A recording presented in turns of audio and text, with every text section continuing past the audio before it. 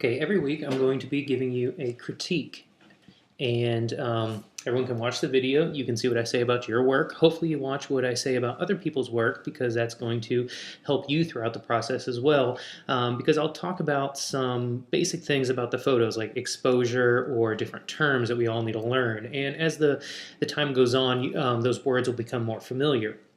And also, every Tuesday, you will be writing a critique about other people's work, and that'll be in the discussion forum, and you'll read those, and you'll see other people's opinions. Because if we just go off my opinion, that's strictly what it is. It's just an opinion, and everyone has a different one about art and photographs. So we like to see what other people say. So I'm just going to start with Maria's work, and I'm going to go through. And we'll start with this one. And the assignment, of course, was rule of thirds and filling the frame. And this, of course, is rule of thirds, and she did really well by, of course, filling the frame with this girl. To be very, very picky on this one, we're learning editing software this week. Now, for the first assignment, I wanted you to go out and take photos exactly the way the camera captured them. And exactly that's what this did. Once we learn the editing software, and you can use a little bit of crop, something to be very, very picky, I would crop that out up there just to give it all that green grass because she's situated nicely on this green background. I like the way she's looking at the camera, the way she's positioned, she's happy, nothing wrong with that image at all. This one, when we go to the assignment, it says submit what the camera captures, and I was just slightly confused on this one that some of these appear to be in black and white, and you may have used in your camera settings to turn them black and white, and if you did that, just remember that you can't convert an image to color. You can only go from color to black and white. So in my opinion, it's always better to take it in color and then in the Picasa or Photoshop, turn it into black and white.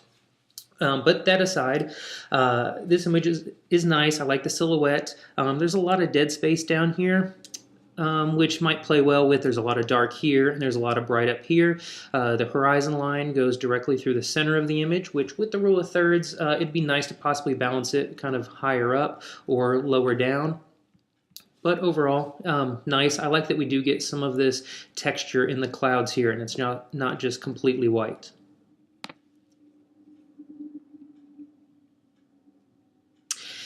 This one, watch your horizon lines and that they're not crooked like that. The same up here. You can see those lines there.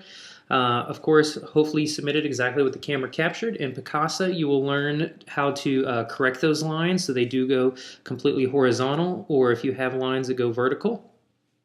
I wish this one you would have moved a little bit more to your right and just got rid of this thing here. That kind of takes me out of kind of the nature aspect of the photograph. Also, I wish she would have been looking more directly left and we could see a little bit more profile. Because this is in that kind of sepia tone, it just looks like a black blob here. I wish we could see a little bit more of her face.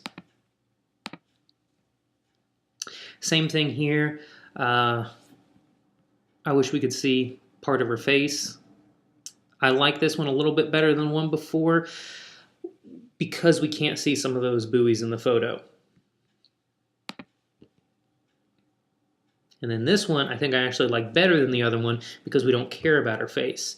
I wish the umbrella was a little bit more plain. Also, I wish the photo was not this kind of sepia tone. I don't think it works very well with this water. It looks very muddy and murky, whereas the color photo, the one before it, makes it look more, of course, like water in that kind of bluish tint.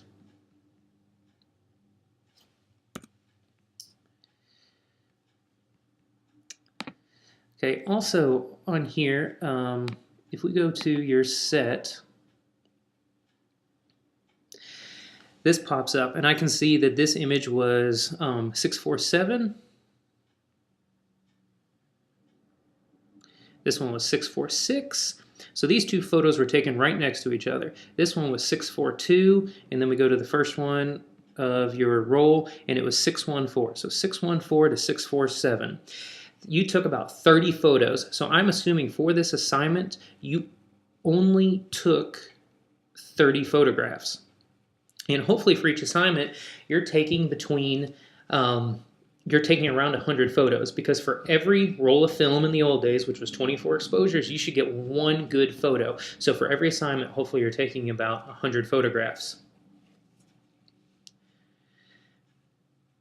Okay, so we'll go to our next set.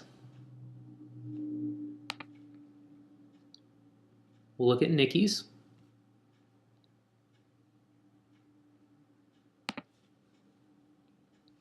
And for instance, on hers, and whether she did this on purpose or not, if this were a photo story, I like the way that she sets the scene here, that we know she's at historic St. Mary's. And also there's a little bit of story here that if we didn't know where St. Mary's was, we could look here. It looks like a dock and a boat, so it looks like she's on the seaside. I like these lines that she has going on here. I think it's a little showy saying this, but if it was in a photo story, I think it works fine.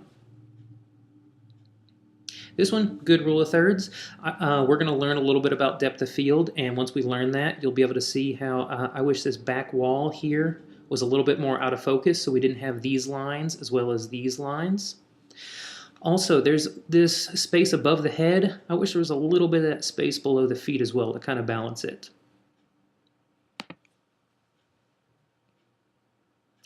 This one, good way to fill the frame. There's a little bit of what we'll call you'll learn the term dead space over here, but I think this dead space balances out with all this space that's going on over here and this a lot of action that's going on this side. Also, if we didn't know what this Peace Love Crabs was, graphic designers love dead space, so we could put up here Joe's Crab Shack, open 4 to 6, St. Mary's Island, and put the phone number down in here. So for graphic design, that's a great thing to have, with some of that dead space. Nicely exposed, decent image. This one here I like for the fact that I'm not sure if these birdhouses were really high up in the air and she had to look up at them, or she got down on her hands and knees and took this photograph from below.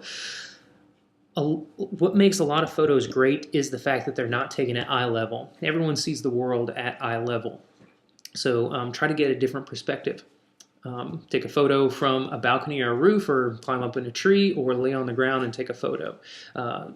So I like this one for that reason. We're not just looking at these birdhouses straight on.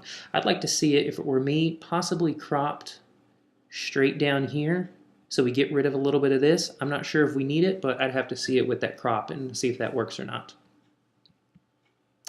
Okay, so we'll move on to our next set.